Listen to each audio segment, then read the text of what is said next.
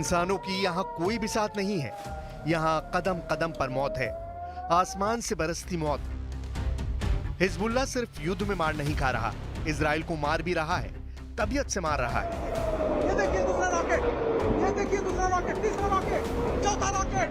मार इतनी भयानक है कि उसका trailer news 18 India reporter Arun Singh और वीडियो जर्नलिस्ट राकेश नेगी ने कैमरे में कैप्चर की है।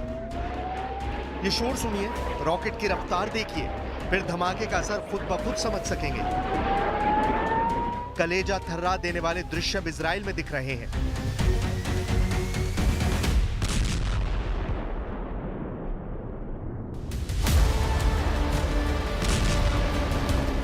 हिजबुल्लाह के हमले को नई धार मिली है।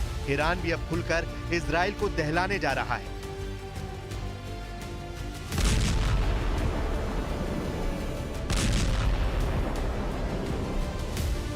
वजह, ईरान को अब एक ऑर्डर पर मिलेगा हर हथियार।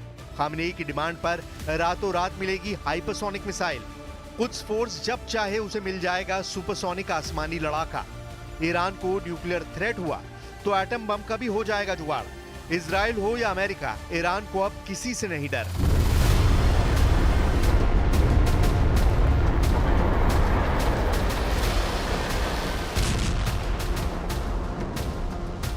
ईरान कभी भी इजराइल से नहीं डरा।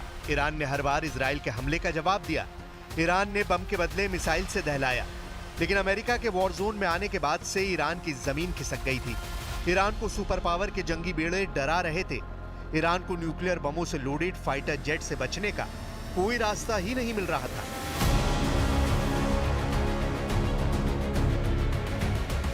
मगर अब तेहरान में टेंशन जैसी कोई बात नहीं। सुप्रीम लीडर अली खामनेई भी बेफिक्र है। वजह है मॉस्को से हुआ एक ऐलान। ईरान को रूस से क्या क्या गारंटी मिली है, डिटेल व्हाइट हाउस तक पहुंच गई है, जिसके चलते करीब एक हफ्ते से नेतन्याहू से बातचीत नहीं कर रहे प्रेसिडेंट जो बाइडेन ने फटाफट मीटिंग फाइनल कर ली है। यानी 2 हॉटलाइन एक्टिव है 24/7।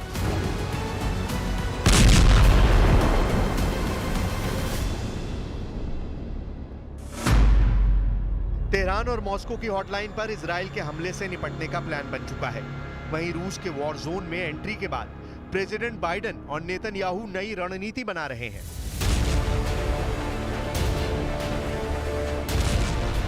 लीडर्स की वॉर प्लानिंग से अलग युद्ध के मैदान में खून खराबे की लिमिट क्रॉस होती जा रही है। हिजबुल्लाह के रॉकेट धमाके हाइफा में हाहाकार मचा रहे हैं।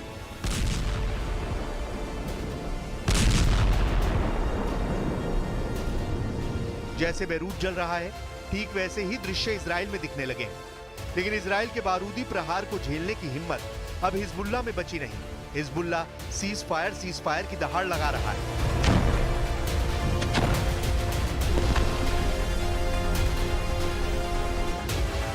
मगर इजराइल का मकसद साफ है। हिजबुल्लाह, हमास, हूती के साथ इन सब के अघोषित आका ईरान की तबाही। אנחנו משנים את המציאות מקצה אל קצה. וכל העולם משתאה מהמכות שאתם מנחיתים על אויבינו, ואני מצדיע לכם ואומר לכם, אתם דור הניצחון. יחד נילחם ויחד ננצח, בעזרת השם. जबकि युद्ध में इजराइल को भी भारी कीमत चुकानी पड़ रही है। हिजबुल्लाह लड़ाके इजराइल को घर में घुसकर दहलाने लगे हैं। यह हाइफा सिटी का हाल है। हिजबुल्लाह आर्मी ने हाइफा में रॉकेट धमाके की झड़ी लगा रखी है।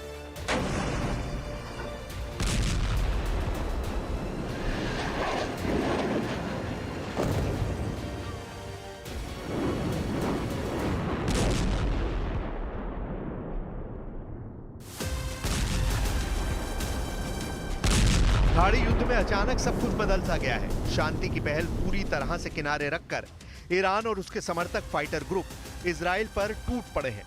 कारण है ईरान को मिला मोस्ट पावरफुल लीडर का बैकअप।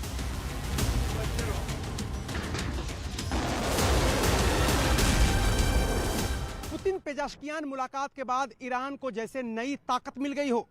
ईरान ये बात बखूबी जानता है कि अगर रूस उसके साथ आ गया है तो उसे इजराइल अमेरिका की पार्टनरशिप से घबराने की जरूरत बिल्कुल नहीं है। इस वक्त पूरे इजराइल में एक ही सवाल गूंज रहा है कि वो ईरान के बैलिस्टिक मिसाइल हमले का जवाब कब देगा। लेकिन जिस तरह से रूस ने ईरान का साथ दिया है, ग्राउंड रियलिटी बिल्कुल बदल गई है। और इस बात से बिन्यामिन नेतन्याहू भी इनकार नहीं कर सकते।